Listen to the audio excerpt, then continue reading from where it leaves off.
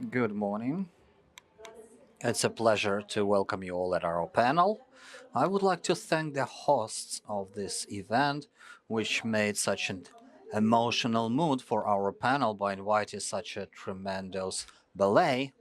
And that ballet reminded me a sort of a competition, synchronized movements of the business that business undertakes in order to stay in dynamics and transform and stay in dynamics and transform and to meet the challenges of nowadays. I would like to invite my beautiful panelists to join me, Nataliya Yeromenko. It's an owner of cosmetic brands Mameli and LM Pro, the founder of US Beauty Tech Corporation, Ruslan Shostak, founder and co-founder of National Trade Network Yeva and Varus, Tervin Corporation CEO, Vasil Danilyak, CEO Oko Group of Team. That's very simple. Sergei Wojciechowski, Supervisory Board Member BGB Group Management, and Igor Tiniski, the EFI Investment Group company founder. Let's give a round of applause. So, as I said, in the last 3 years, business had faced such a challenges that none other business, none elsewhere in the world had ever faced, and I do hope will never face. That's the territory occupation, that's the migration of enormous amount of population, that's the reduction of consumption, mobilization of our key specialists, economic and political challenges, energy and other challenges. But nevertheless, we continue to work, we continue to believe, we continue to invest, we continue to see some new opportunities despite all these challenges that we have around. Today, we would like to discuss the changes and opportunities that business can see, but not those that we all can see. We will speak about that in different panels, but it's rather changes and opportunities that we can anticipate for future. What is happening now? It's been already sort of discussed. We see the ways ahead, but we would like to have a look ahead from the standpoint of business processes, transformation, and projects that business may plan, the business would invest at, the business starts now. So, in fact, I would like to ask with the question to Vasil, because recently you announced the start of a big project with $1.5 billion, the mountain, the recreation project in Carpathians. Would you mind to explain a bit more? You have a very nice stand, so you can familiarize with that. But can you dwell more on how do you see that project and how that is going to affect the economic and social perspective of the region where this project is being implemented? Good afternoon, all. Just a few words to say that what we've started building does not mean that a certain time ago we started thinking about that, and everyone involved in business, in big major projects in particular, clearly understands that project starts in a construction not when sometimes 5-6 years before and has been completed if it is a long-term project, then another 10 years after, 5-10 years after. So we started that project. By now we started the actual construction. We started that project back in 2018 because that is a very comprehensive project, and it combines different infrastructures. So in principle, we had to consolidate a huge amounts of land first to develop the general plans, detailed plans. We engaged a significant amount of international consultants, so we would have a proper master plan visibility study, what we should do. So in short words, our final master plan lasts from 2018, was somewhere autumn 22. But in autumn 22, we endorsed that And back then, we start some architectural development. We produced a number of architectural sketches. We took international architects, local architects, and we ended up with. So we found something that we were keen to have our architectural code that we would like to introduce, and we start the construction. So overall space where we implement that project is probably 1300 hectares. So that would be a sports recreation facility, and there would be a hotel and an entertaining infrastructure. So the hotel infrastructure, that would be tentatively some 5.5 thousand rooms that we can anticipate according to our plan that we are going to develop on our own with our partners. And overall, ski infrastructure that probably 75 kilometers of lines, the three lines, 13 kilometers first line, then 25 kilometers, and the rest would be the third line later on. We started the construction of the first line, so it will last probably 5 years tentatively, but the first slopes should be ready in 2 years for this season 26-27. We'll be ready for that. I know that Oka Group invests its own funding, but you also attract international partners, investors. I would like to ask how the process takes place, to what extent it is difficult nowadays, and what is your ongoing strategy in terms of attracting funds. This is difficult. This is difficult because this is in fact the startup. Oko business is far from being a startup.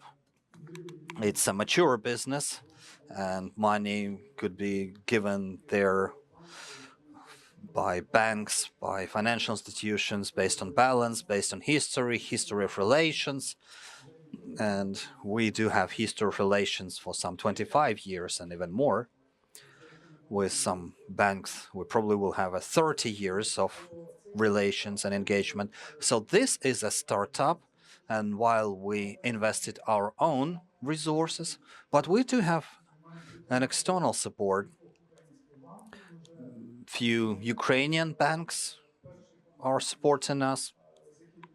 And the first bank, our partner, that's Pump, and we're really grateful for them for believing in the project, for joining the project to be the first one in that. We are talking with other banks, but because it is a very significant element, especially in a ski infrastructure of some technological equipment, which is very expensive. So we work with experts, loan agencies from different nations, Austria, France, Italy. That's their export and credit agencies. And at some stage, we definitely will work with our long partners, IFI. At this stage, they would not join the project because project has no history, no firm figures, and firm cash flow. But I'm sure that step by step, as it happened with our main business, they will become our major partner in that. So if you would like next time, Vasil, to advertise your company from forum stage like Pump, so join their investment efforts.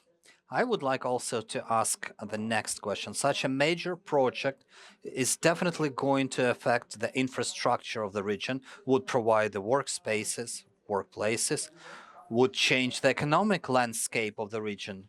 How would you assess that, and whether you do any assessments in figures, how that affect local community? It's not going to impact the local community only, because the local community has about 15,000 people living in the area. But speaking about the region, Lviv region as such, the southern part of Lviv region adjusted to the Carpathian Mountains and Transcarpathian, these were always were a bit of depressive regions, and we think that with the foundation and the development of such a project, that paradigm would be changed radically.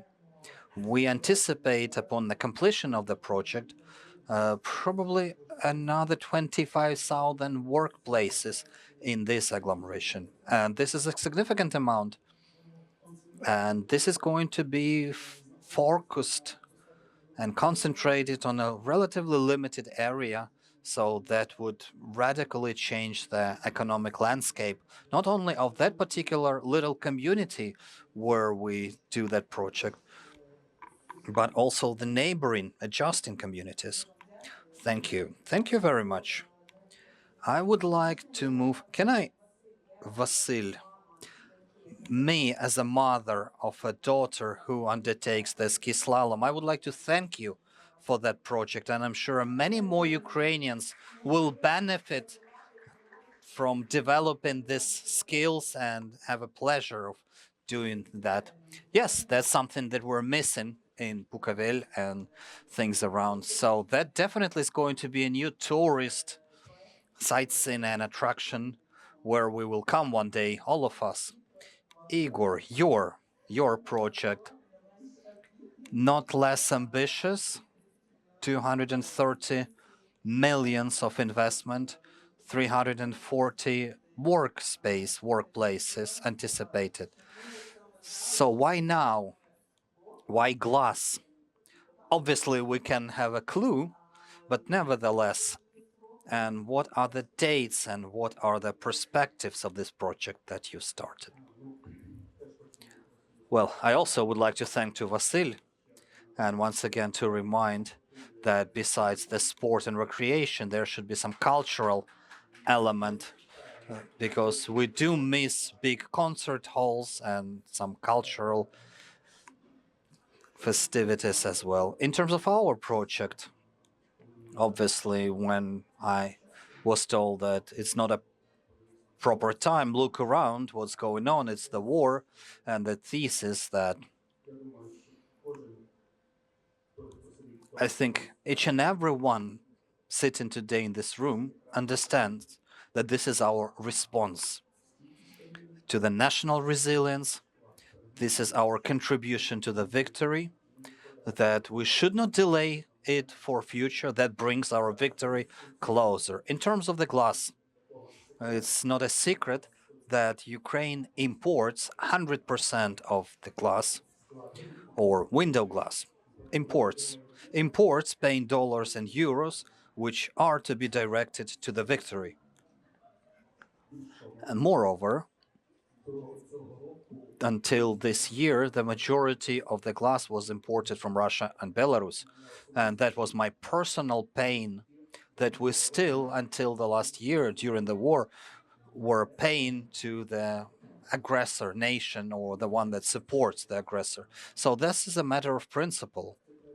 This project is really comprehensive, really challenging. We are involved in the project for 2 years now, and I do hope that by the end of the year we would be able to announce that we start the construction. We have all the technological blueprints, we have a technological line, and I echo Vasil here when it sounds that from a decision making to actual construction, it will take at least 2.5 years, 2 years if we will be quick. So I do hope that we will get to the ground, to the land in spring. 230 million for Ukraine. That's a big figure. Even I minister that without a project funding, that would be a super difficult. We have about 100 million euros that credit funding from European partners who fund their equipment, and we succeeded to assure that this would be a Ukrainian contribution to their workplaces because we purchase the modern and super updated equipment. And Ukraine will have glass. And that's for me should be the symbol of restoration of Ukraine because rebuilding Ukraine without its national produced glass, that's sort of nonsense. That's absolutely incorrect. So I do believe that in 2 years, Ukraine will have its own glass and we can save Ukrainian budget at least 200 million euros per year and make Ukraine more resilient with that. And concluding with some optimistic sound,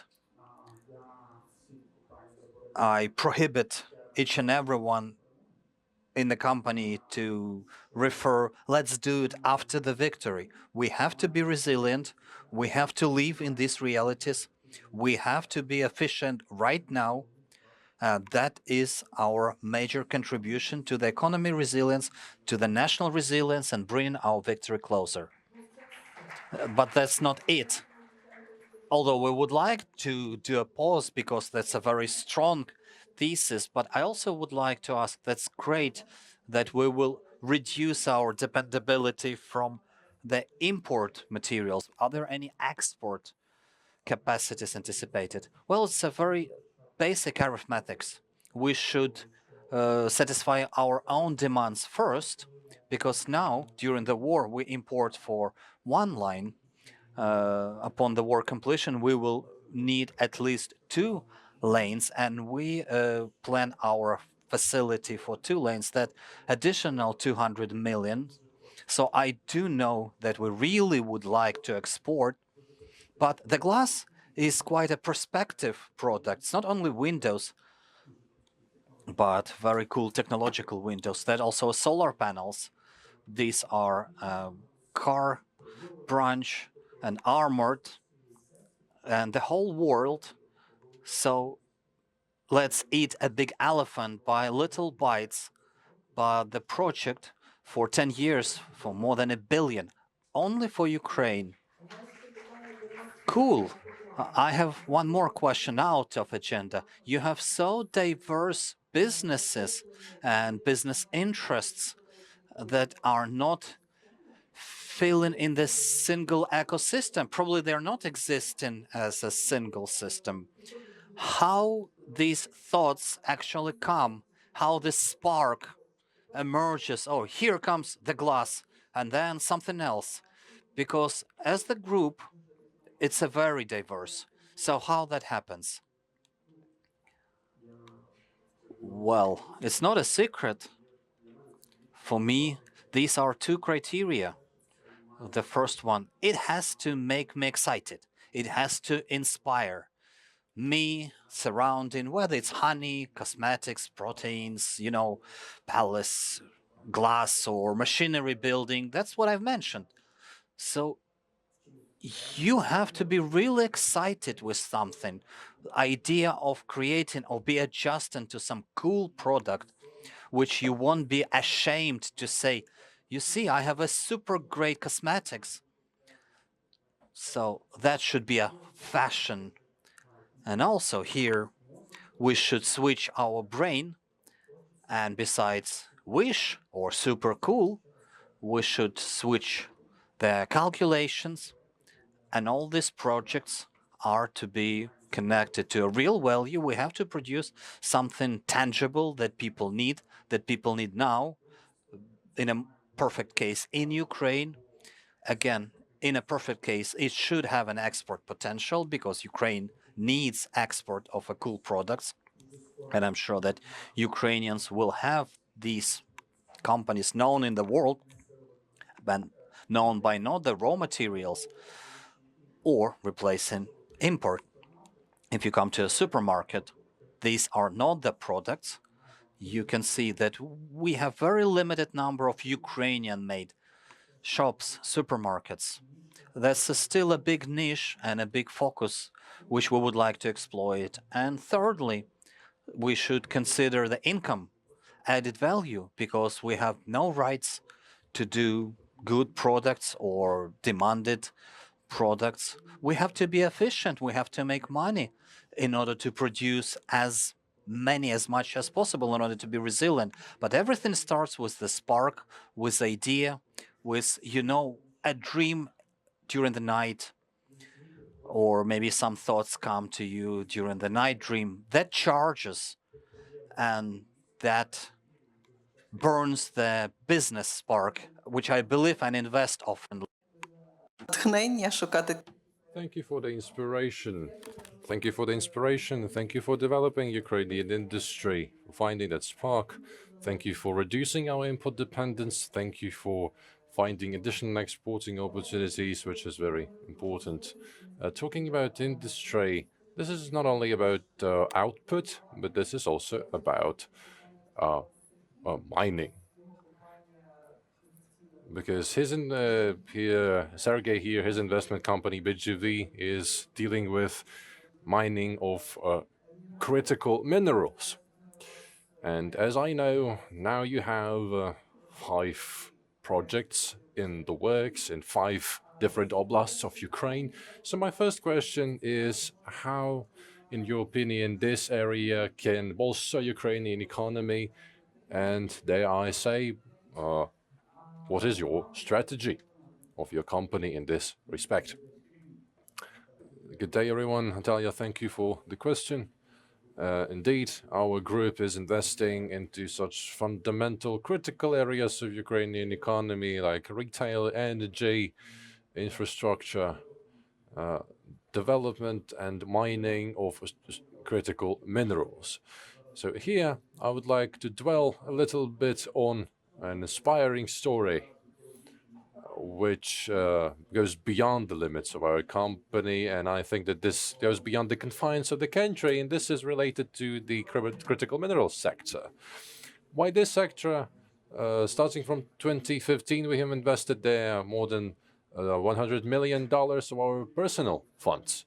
And we do believe that this is an absolutely correct strategy for the development of our country's economy. Firstly, because we can. This means that in Ukraine, out of 30 or 40 critical minerals, which are clearly set out by the United States and European countries and Great Britain, without these, you cannot even imagine the economy of the future of the economies. And these 30, 40 minerals include beryllium, uranium, lithium, titanium, and others. So in Ukraine, we have a situation when out of these 30 or 40 minerals, we have 22. And this is a unique opportunity, and I think many Ukrainians do not have any idea about it, and the world knows little about it. The second part of the story is the current context of this period of nowadays, because now we have upheavals worldwide, and many advanced economies are dependent, especially on Chinese economy, because China has chosen this strategy 40 or 50 years ago, and now it is a key supplier of critical minerals to advanced economies worldwide. Now, for instance, we have a project for the mining of lithium, and in this area, China is the world's leader, occupying 90% of it. So now it's the situation when you buy an electric vehicle, and with a 90% of probability, the anode in this car will be produced by China. This is a matter of concern for the developed countries, and now they're looking for opportunities to hedge these risks related to China's share in graphite. For Ukraine, considering that now we are the cynosure of global attention, this problem is especially palpable. Then your question was related to economy and security. Me personally, as a business representative, I think that security is impossible without a strong economy. We've all heard a couple of weeks ago, the president presented the victory plan, which in many ways is related to the areas that we are engaged in, like the development of projects related to critical minerals. And actually, we understand why our partners provide all sorts of aid to us, why they support us, which is of tremendous importance at this very moment. This is, of course, related to values, to the values we all share, values of democratic society, But in my mind, it's also important that these values are underpinned by the very material things. And here, critical minerals are this material element which can be the subject of defense. In short, answering your question, this is about something that is bigger than our company. This is bigger than our country, even. And this is something that can help us break new ground in terms of development prospects. Thank you. As far as I know, your two flagship projects are in Kirovograd and Zhytomyr oblasts. And actually, I'd like to ask you how the development of these projects can influence the development of local communities, the development of regional economy, and how it can reduce the differences between the capital and regions.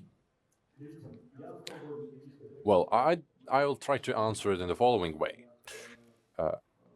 At this juncture, the state, we as the state have chosen the European course of development. We believe ourselves to be Europeans. We would like to live in the European Union. And primarily, we would like to have very basic things like services, the sorts of which we can see in developed European countries. And actually, residents of Kiev, Lviv, Dnipro, and Odessa, I think that they are more that they are closer to all these European level services than regions. For instance, we do not have this kind of situation in Kirovograd or Zhytomyr and other regional cities. So the development of the country as a whole is impossible without regional development. So building a hotel, for instance, in some region is not enough. It has to be directed to upholding some sort of value. We need to understand why this hotel is needed. Balachivka is a small village in Kirovograd Oblast with not more than 1,000 residents. And there we have a project, but it needs more than $400 million of investment. So if we imagine a situation when it is completed, you can think of the ecosystem that it is going to create around it. By doing this project, we can have nice restaurants, museums, and schools around it where it will be very enjoyable to stay. So, as a group, we invest a lot of resources into these projects. We have a lot of projects in Zhytomyr region where the interests of our company are represented. So, without the development of regional centers, the development of a successful country is impossible. Thank you very much. All of your projects, I would say, are really substantial. These are long investments, substantial investments. I'd like to ask you, how do you look for investors, or do you look for them at all? And how this process is moving? Because you mentioned such sums like $500 million, which takes 10 to 12 years to develop. And I think that this is a exceedingly difficult task to attract such money. You're absolutely correct here. And I think that the colleagues from other projects are experiencing the same difficulties. They come the same way in order to attract partners. Our group is a very partner-oriented company. We understand that the implementation of any project in terms of critical minerals cannot be undertaken on your own. This is not the way, this is not common practice for the world, and it cannot be implemented in Ukraine. So of primary importance here is building long-term relationships with partners, with international financial institutions, for instance. You have to be bankable. You have to have the feasibility aspect. You need to have this background. It takes a lot of money and effort and time. Our project in Balachivka, for instance, we had a feasibility study,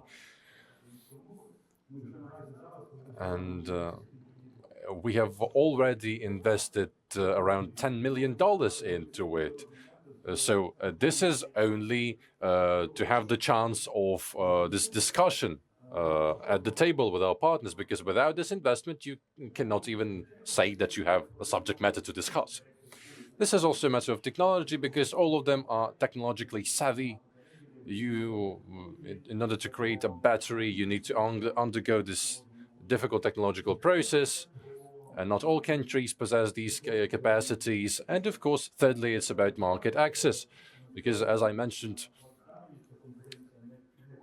this is not about the competition between companies, but competition between countries.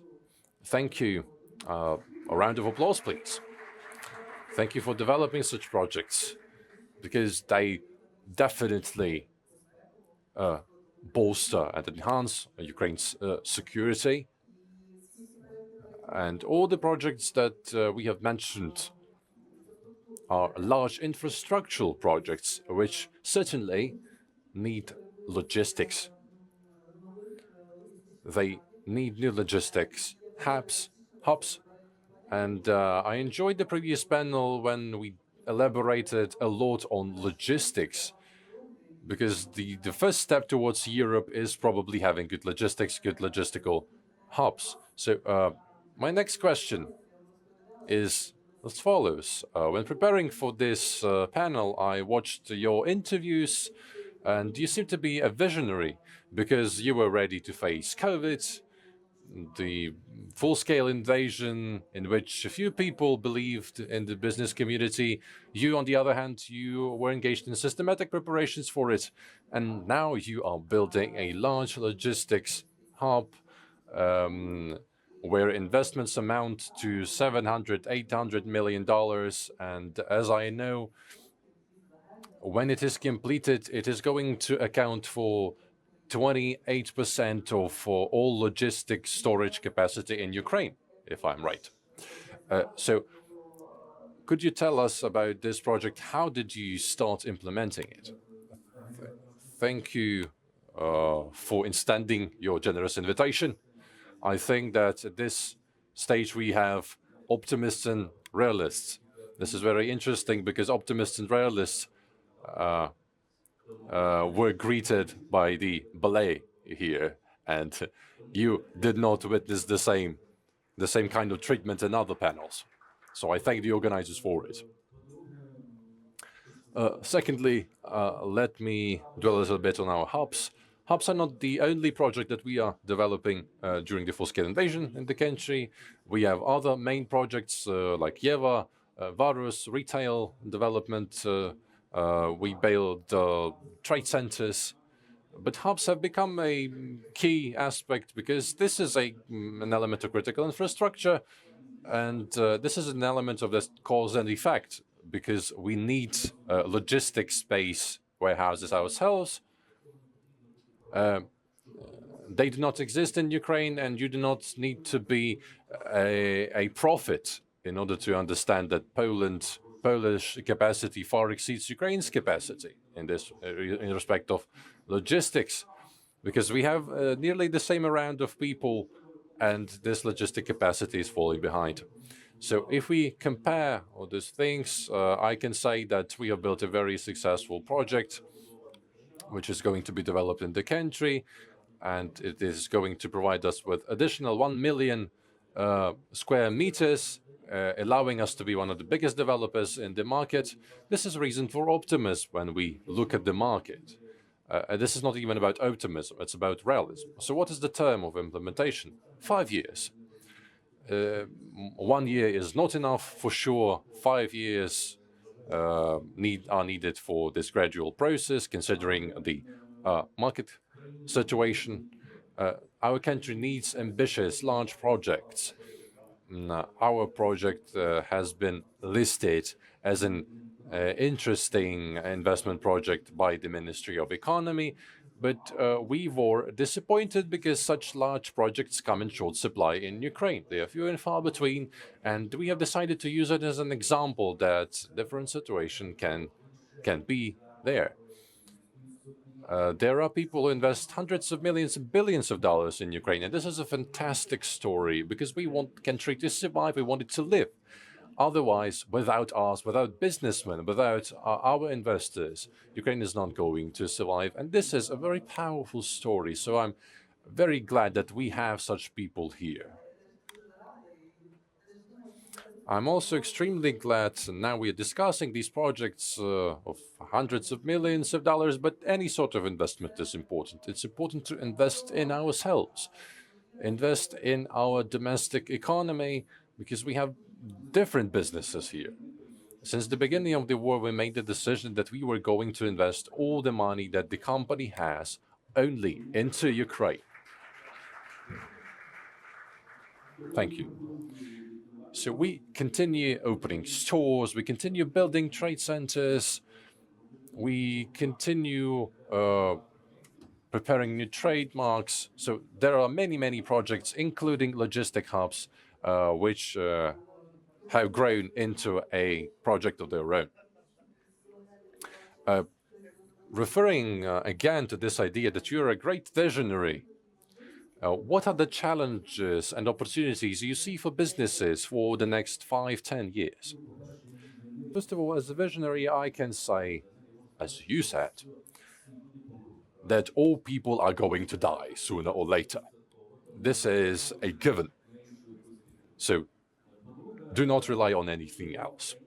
Secondly, we're living in a country where there are there's a huge number of swans flying in the sky, and we do not know how the situation is going to be in the future. We have to be ready for everything. This is our task.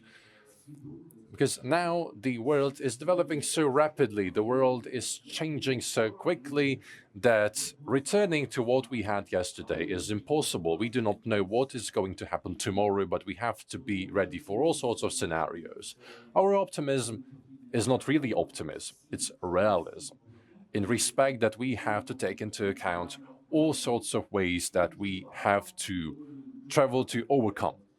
We spend a lot of time doing this because we need to understand how the country is going to develop, how the universe is going to unfold around us.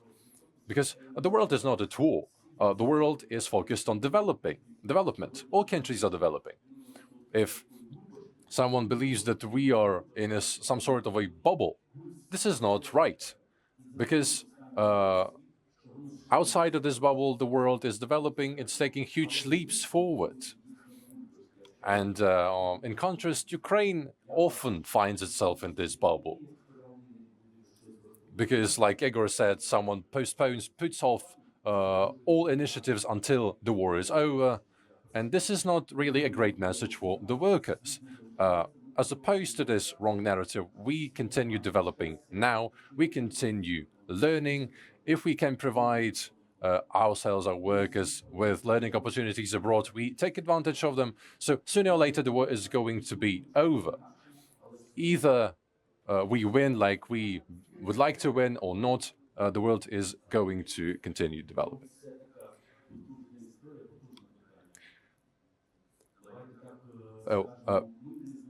Let's put it this way, we do not know how the war is going to end. And in terms of challenges, we see that our European partners do not really see our future in the European Union.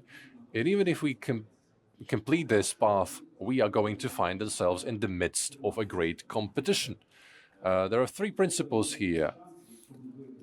If we are in the European Union, the first thing is to die. The first possibility is to die, to sell yourself, or to win. These are 3 possibilities. If you're ready to die, if you do not see yourself among the competitors, if you cannot develop your strategy, your business, you have only one way to die.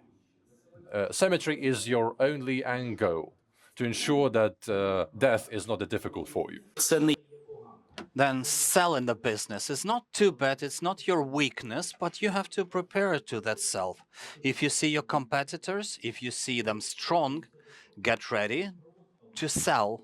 Do the audit, do the build company, do what your purchasers may prefer to see in you. And the third, the victory. when we opened the first Varus shop 20 years ago, and before me there was Metro, a big retailer opened. I suffered sort of for a day, but we invested probably last few $1 million collected from all the neighbors, borrowed that money. And should I die because of that? No, we start working. In the first year, we lost 30%. Year after, we were equal.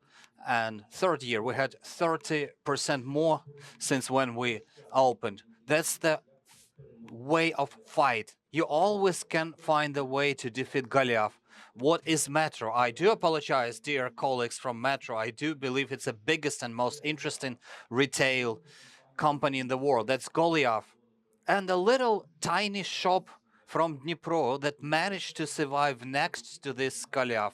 So that was a tremendous example for me where you have to fight and you can win, but you have to find the best interesting opportunities, develop that, and you can find the love of your clients. Thank you. A good example, and I will complete on that. Yeva is another good example, which has been recognized by the price, the love of client. No one can overrun you. No one can overwin you if you have the love of your clients. That's the most interesting and probably the most tremendous victory. So we got that prize, and we see that non-international Chinese, European company can overrun us in a short-term perspective. I'm not speaking about a long-term perspective, but now our clients, that's the whole country, we have 100% recognition of the brand. We're definitely not going to be sold, and attitude is not going to be changed. Well, it may change in time, so we have to work on the client's love. That's great. So to fight and win, keep struggle. Yeah, that's my decision. I've made my decision. I may maybe speak on behalf of someone else. It's a free world, and one of the key elements that's your clients love. Maybe there is something else that you do to make this victory staying in our hands if there is a sort of competition. So which vectors you are working at to overcome that challenge? Well, let's leave at least some secrets, otherwise you will know everything. People, well, people always, and we were saying about that it is not a secret. We are working on a very interesting media project right now.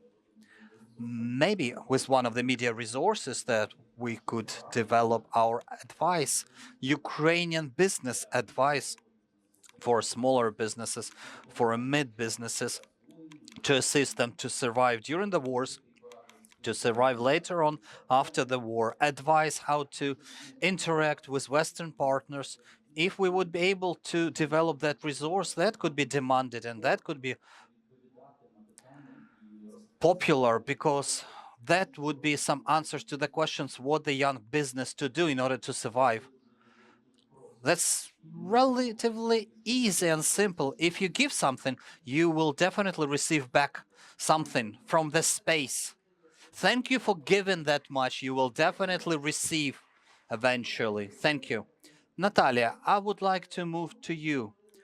On one hand, we were speaking about competition when markets would be lifted, when the victory will come. But on your example, we can see maybe they should think what's going to happen when we will come to see them. And you are a very bright example of that, because since the war started, you start selling your products in 38 countries of the world, including the United States. All of us, and we sometimes discuss you over the cup of coffee, and it seems like a magic. Whether it's huge money or maybe you have a special partnership arrangements helping you to get that advanced. So what is that? How that magic works? And what are your sort of life hacks to be that brave and be that active and end up in United States, for instance? Good afternoon, dear all. Thank you, Natalie, for such an interesting question. In fact, there is a magic to an extent, but I will try to translate that into some very simple applicable factors that each and everyone could utilize and move in that direction? Well, first of all, I would like to mention that I outlined three factors for myself due to which I think we succeeded. The first one, not very obvious one, that's a competition. In fact, perhaps you might be surprised. I do believe that Ukraine has one of the strongest competitions here. And I do enjoy our competitors. I'm really grateful to them. Quite often they copy our products or they keep prices low. But due to our competitors, we were so quickly and flexibly advancing, so we are now ready for any market. And in fact, my advice here, uh, keep your competitors safe, respect them, because competition in Ukraine is the coolest exercise to be successful worldwide. The second factor, so the second one is people. My incredible ambitious team, this is their resource that inspires and that helps. In fact, access to all those nations launch on the shelves of US retail, we did without inviting any international consultant, without a crazy budgets. We made that purely relying on the resource of my incredible Ukrainian team, because Ukrainians are the best. Yes. So the round of applause. Really, I don't know where this skepticism comes when I hear from businesses that, oh, Western markets, you have to collate a top team who are very expensive and it's difficult to set the connect. Maybe these are a billion budgets, but in fact, I can say, based on my own example, that the first and the most challenging steps you definitely can undertake with your Ukrainian team. And you will succeed because we succeeded, and you also can be successful in it. And third factor, I think this is the foundation, building brick stone. That's the scale according to which we planned and launched our brand. Because from the idea as such, we have developed that aiming at the whole world. Our our powerful R&D branch developed every novelty, aiming at and competing with the world leaders, with the brands which are trendsetters in our industry. And that particular approach allowed us to become successful in the Ukrainian market, firstly, and secondly, helps us to move to international markets. Can you imagine that, in fact, we approaching all these known markets, we adopted all this formula according to legislative requirements of certification because every nation, different regions may vary, but we were not redone our branding. We have not changed the design. We have not changed the selection. Currently, product which is sold in India or sits in US stores, it's the same product which stays in Ukrainian EVA. And I would like to share with such a news, a recent news.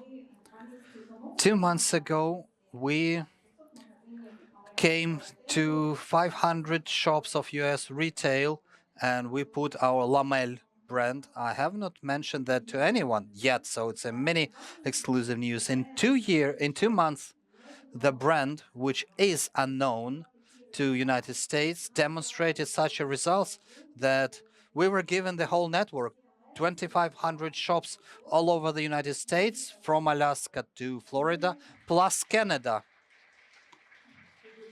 So this is a very powerful. Thank you. So I think that aiming at the global dimension should be at the very beginning of the foundation of your company, because these restrictions only sits in our minds. The world is big, but in fact it's at the same time is small. So move, act, don't be afraid. We succeeded and you also can succeed in it. Thank you, but I would like to tell you more about your ambitions.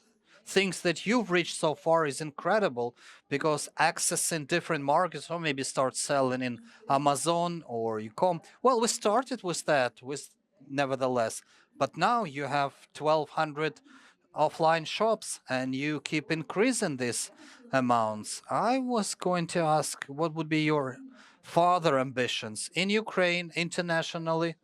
So, see big, what's your objective? Our objective in the Ukrainian market, our products are loved. I have not seen a person who would not have in a cosmetic box our products. We can do a test here. I don't know how many of our colleagues use Lamel brand, or we can discuss that later. So I would like to mention that, in fact, it is critical to develop this love mart that Ruslan have mentioned. And this way, we would like to exhilarate in Ukraine. And of course, we are keen to be present in a different capacity in US market, because US capacity market is $61 billion, and we would like to compete for a share, because Ukraine has a need in investments and people are not ready to invest under the risks, but we are ready to make this money abroad and bring those money into Ukraine. So I think that could be our way. Great.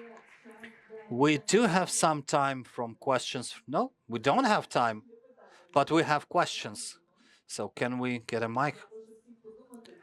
Please think quick, because we have tremendous speakers, and us think about questions that you may have, because that's an opportunity not to be wasted.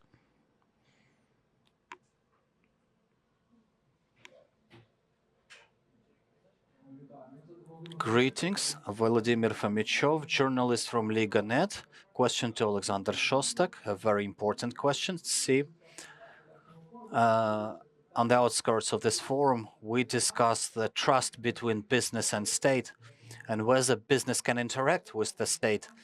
UT company, which you co-found, participated in food purchases conducted by the state logistic operator DOT.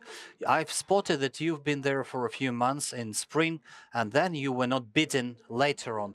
There is an information in the market that you've been scared, you've been frightened too, that there are other companies working on this market for a long time, on a defense supplies market, or because of some other activities, they don't let others to come to this market. And there were some issues. Can you elaborate? Is that true? And how was your communication with the state? Do you believe that was successful, or what were your concerns in that communication from the standpoint of trust? Thank you for your question. You know, I work since 1990s.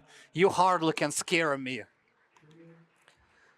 So that's not an issue of someone scares something, but yes, really the state has the challenges. We saw that as a charity project. We lost probably 30 million hryvnia with this project, and we keep losing because we would like to reduce the cost of the food supplies for military personnel. There is no more other tasks. We will leave, we will withdraw from this project, because we don't want to interact with the state-owned companies. That's very difficult, unfortunately. And I can't say it's unpleasant, but it's still sort of uncomfortable, because people who work right now on rebuilding things in Ministry of Defense, they really aimed at Ukrainian success and really would like to change things. But the system is very difficult to be changed. The system been built up for 30 years, and it's not only the bureaucrats are bad guys, but many more businessmen who would like to gain their profits, and they're also bad guys, and it's very difficult to break that linkage. So our company been used as a hammer,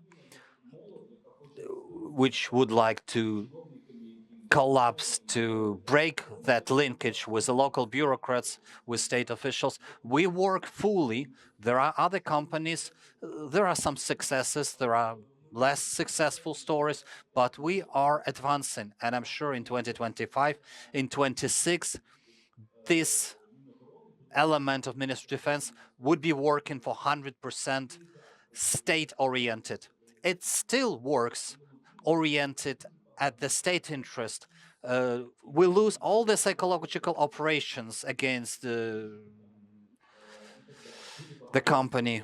A lot of IPSO, PSYOPs comes to Ukraine, and people believe, but it's not actually that bad as it may look like.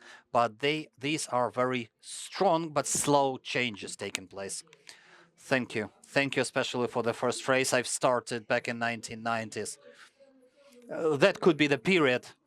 All clear. Thank you for the question. Maybe there are more.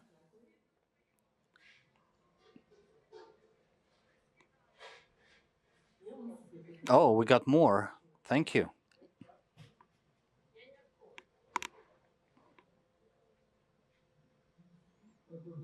Good afternoon. I have a question to Mr. Vasil Andrei Bezgubenko, 7UA.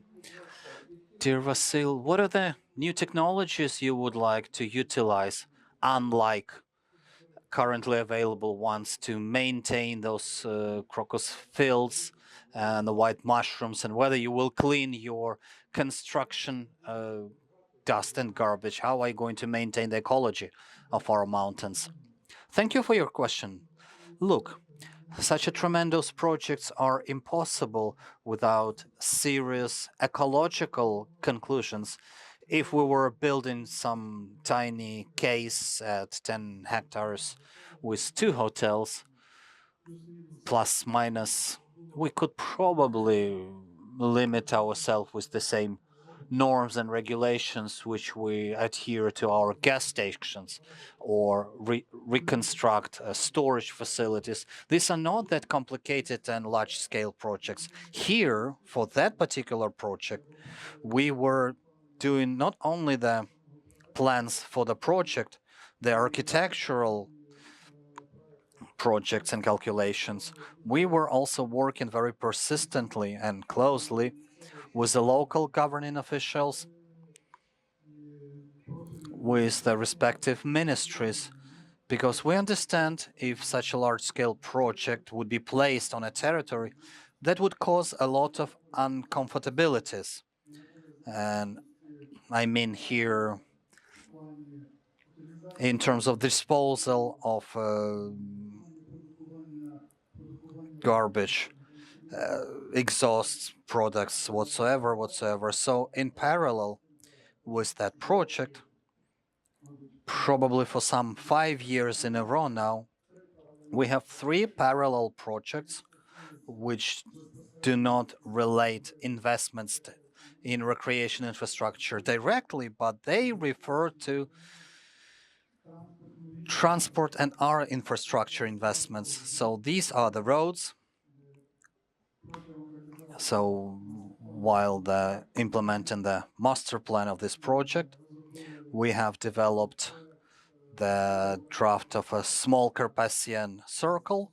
It's about 140 kilometers of a new roads, which should unload that territory when the territory will be growing and the number of rooms would be increased, the number of vehicles increased, and whatsoever. Besides, we do the project in the region where they have no savage water flow, never. So, from scratch for 2 years, we develop a very powerful system of water provision, water purification, water supply. So that's only the implementation of the project on water supply. on sewage water will take about 2.5–3 million hryvnia. So that would be quite a costly project in terms of how do we approach to the ecological standards in a future resort which we're going to construct. Moreover,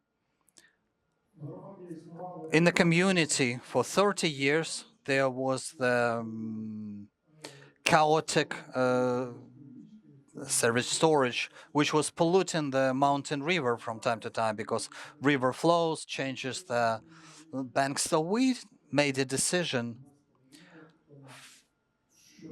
some 2.5 years ago that the community would completely relocate that waste management facility. They are not storing their waste in that particular place. Moreover, they move that waste storage place elsewhere that is going to be recultivated completely. And in future, there should be a water purification station installed. That is why we have a very responsible approach to climate sustainability. So I think in this respect that the future recreation center is going to be all right. And finally, the last question. I think I'll be very quick. Ladislav Antipov, ordinary citizen of Ukraine. I'd like to thank the speakers, first of all, the panelists. It was extremely interesting to listen to your stories about investment. When investment, we have the risk-reward principle, which means that risks have to be compatible with rewards. And risks in Ukraine are tremendous at the moment. All the entrepreneurs in Ukraine that are investing here are heroes to me. I'm extremely grateful to you. The demand of the round of applause is in place here. So, what is the profit margin that you would treat as acceptable to invest in Ukraine? So, what is the return on investment that you would consider acceptable, approximately? I'll try to answer this question briefly. Ukraine is living in a very strange paradigm. We can say, on the one hand, that the war is going on. We can see the people that were killed from every corner, from every media. We can hear about the catastrophe in our economy. But on the other hand, we have the largest GDP over the entire period of independence. And we have large salaries too. So I would not say that risks are that large. As you may know, the price of real estate in Kiev is not decreasing, it's increasing conversely. So this is the problem not of risks, but the problem of engagement of partners. Because overseas partners can expect higher return on investment in Ukraine than they can Poland or in the United States. But we do not have that high expectations because these are opportunities. There are opportunities in every single area in Ukraine. We have hotel real estate. As you may know, the costs, the prices at hotels are high, and we take advantage of these opportunities at the level of the market as a whole. Out of respect to the ordinary citizen, I will be more precise in my answer. There are different projects, different approaches. Very simply, we put the profit margins at 40% for glass, for cosmetics, even more than that. This is a startup where you have to invest a lot of effort, a lot of marketing effort, a lot of story, a lot of background. So it's difficult to estimate here.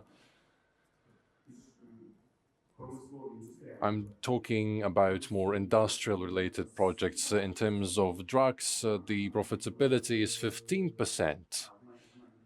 In honey, 14%, as I said. But new projects, large projects, the the profit margins of less than 25% is acceptable to us, except for cases where it's related to the preservation of heritage, where we purchase a palace and it needs to be saved. So this social aspect, the preservation of heritage, may be the only exception. These are nice interests. These are nice returns. Well, I think these things that I mentioned, the palaces, the heritage, if they stay 300 years after us, that's needed. We are pressed for time, but perhaps you can give us a motto that drives you and you get up in the morning. There can be different phrases at our turbulent time, but perhaps you could give an example. Igor.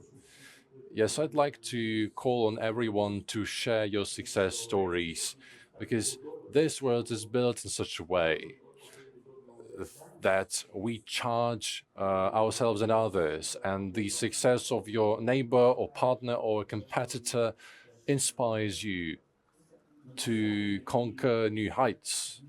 And this changes universe around you. So your small contribution, what you have done, and the fact that you share it, and that you see that the entire country, the entire world is changing.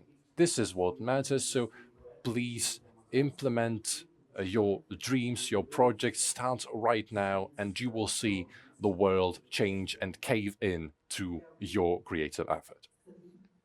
Thank you, Sergey. Well, if to put it in one word, I would say that this motto is belief,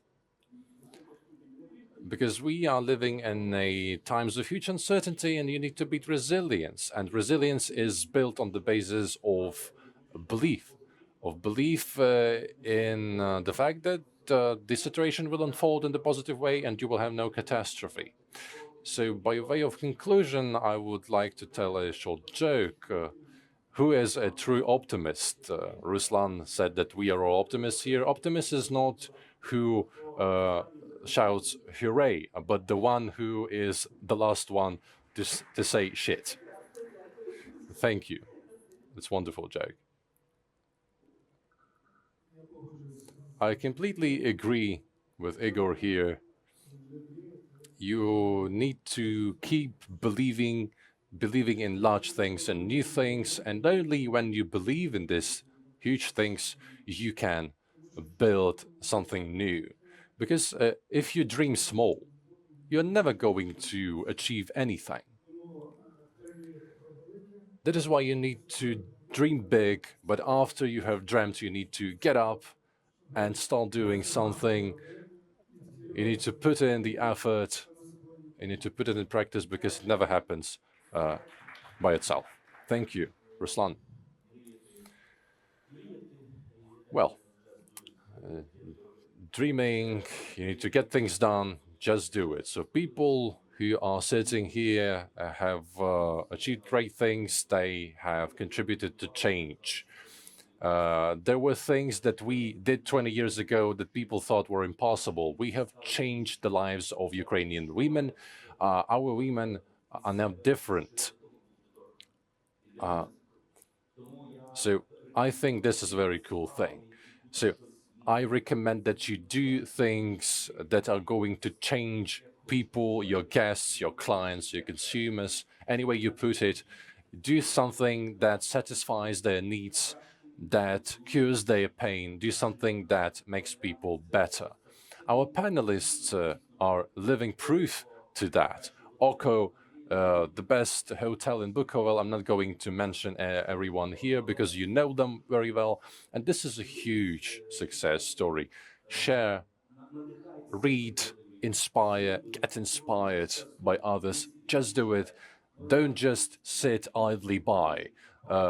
Don't wait until the war is over. Don't wait for Biden to come to office or Trump. Everything can be changed. The world is much broader than your small village, town, or even Kief. The world is a much bigger place, and everything is much, much better than you think. Natalie, please conclude. Actually, 2 years ago, I visited this forum and I shared the story how our warehouse was destroyed and how we started expanding throughout the world. And now I stick to the motto that every challenge is just an opportunity to get to another level. And as a matter of fact, Ukrainians are facing so many challenges today that we are simply bound to succeed. I think I I wish all of you to turn all those challenges into your uh, powerful and inspiring success stories. Thank you for visiting this panel. I will also add that when we had a discussion with Natalie, we said that when the whole thing is over, we will release so much entrepreneurial energy that there is not going to be enough room to spend it. So I think we will use that energy to conquer European markets. Thank you all.